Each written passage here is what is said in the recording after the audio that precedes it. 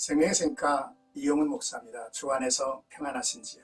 오늘은 2월 14일 화요일입니다. 샘가에서는 요엘서를 묵상해 왔는데 오늘이 마지막 9회째입니다. 3장 14절에서 21절까지 회복이라고 하는 주제이죠. 하나님은 이스라엘에게는 구원자이시지만 하나님을 거부한 열방에게는 심판자이셨죠. 본문에서는 하나님이 심판자와 구원자로 나타나실 때에 일어나는 일들에 대해서 밝혀주고 있죠. 먼저 14절에서 15절까지는 여호와의 날이 가까우미로다 하셨습니다. 사람이 많으며 심판의 골짜기에 사람이 많으며 심판의 골짜기에 여호와의 날이 가까우미로다. 해와 달이 캄캄하며 별들이 그 빛을 거두도다 라고 했습니다. 9절부터 이어지는 말씀으로 열국이 집결해 있는 곳이 여호사밧 골짜기, 곧 판결 골짜기에 여호와의 심판이 임하기 직전의 상황을 생생하게 묘사하죠. 사람이 많음은 단지 무리의 수가 많은 것만을 나타내는 것이 아니라 떠들고 아우성치는 것, 크게 혼잡한 것을 의미하기도 하고요. 하나님의 심판이 임하기 직전 죄악이 극도에 달한 열국이 하나님을 대적하기 위해서 힘써 전쟁을 준비하고 있는 상태를 묘사하기도 합니다. 이 모든 상황이 하나님의 최종 심판이 임박한 증거라는 것이죠. 해와 달이 어두워짐은 2장 31절의 예언과 같습니다. 이제 16절에서 17절 말씀은 여호와께서 시온에 거하심이라 라는 내용이죠. 그때 하나님께서 시온에서 부르짖고 위엄을 나타내시고 하늘과 땅이 진동하며 두려움을 줄 것이라 했죠. 그러나 이스라엘에게 하나님은 피난처와 산성이 되신다 하셨습니다. 하나님이 열방을 심판하시고 이스라엘의 구원자가 되실 때 이스라엘은 하나님이 시온에 거하시는 그들의 하나님이심을 알게 될 것입니다.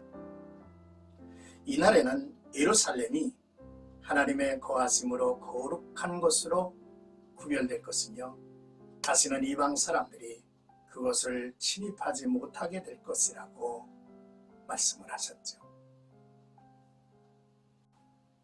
이제 18절에서 21절까지는 하나님의 백성들에게 주어질 풍성하고도 영원한 축복을 말씀하고 있습니다. 이스라엘에게 임할 하나님의 구원과 열방에 임할 하나님의 심판이 대조를 이루고 있죠. 다양한 이미지가 회복의 때에 있을 풍성함을 표현해주고 있습니다. 회복의 때에 산에서는 단포도주가 넘치고 작은 산들에는 소들이 생산하는 젖이 흐를 것이라 했습니다. 성전에서는 흘러나오는 샘이 생수의 근원이 되어서 말랐던 시내에는 물이 흐르게 될 것이라 했습니다. 하나님이 시온에 영원히 거하심으로 유다와 예루살렘은 영원히 존재할 것이라 하셨습니다. 그러나 이와는 대조적으로 하나님의 심판을 받을 애굽과 에돔의 모습은 비참하죠. 애굽은 황무지가 되고 에돔은 황무한 들이 될 것이라 했습니다.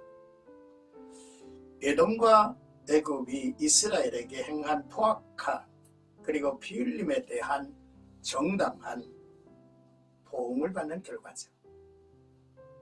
이는 하나님이 이스라엘에는 구원자로 애굽과 에돔에게는 심판자로 임하심을 뜻합니다. 하나님이 전에는 잠잠하셨겠지만 이제 주의 백성이 당한 억울함을 갚아주시는 것은 하나님이 구원자로 시온에 거하게 되셨기 까닭이라고 말씀합니다. 지금 당장 하나님의 회복과 회복과 심판이 나타나지 않아도 하나님이 정하신 시기가 되면 하나님의 공의는 굳게 세워질 것입니다. 본문에 언급된 이러한 하나님의 백성에 대한 축복 예언은 궁극적으로 지상의 예루살렘이 아닌 천국의 새 예루살렘에서 완전하게 성취가 될 것입니다. 본 단락의 말씀을 마무리하면서 첫째로 성도들은 이 세상에서 잠시 고난을 겪기도 하나 최후에는 반드시 승리하게 되며 천국 영광을 누리게 된다고 하는 사실을 잊지 말아야 되겠죠. 둘째, 장차 천국에서 누릴 성도의 영광과 축복은 이 세상에서 겪는 고난의 크기에 비할 바 없이 크다는 사실을 우리는 알아야 합니다. 셋째, 비록 성도들이 이 세상에서 고난을 겪는다 할지라도 결코 시건치 않으시며 변개치 않으시는 하나님의 약속을 위로와 소망의 근거로 삼고 인내하여야 되겠다는 것입니다. 요엘서의 말씀은 참으로 우리의 마음을 설레게 하는 귀한 말씀이었습니다. 시간을 내서 다시 처음부터 찬찬히 읽고 또한 여러분들의 영적 양식이 되기를 주님의 이름으로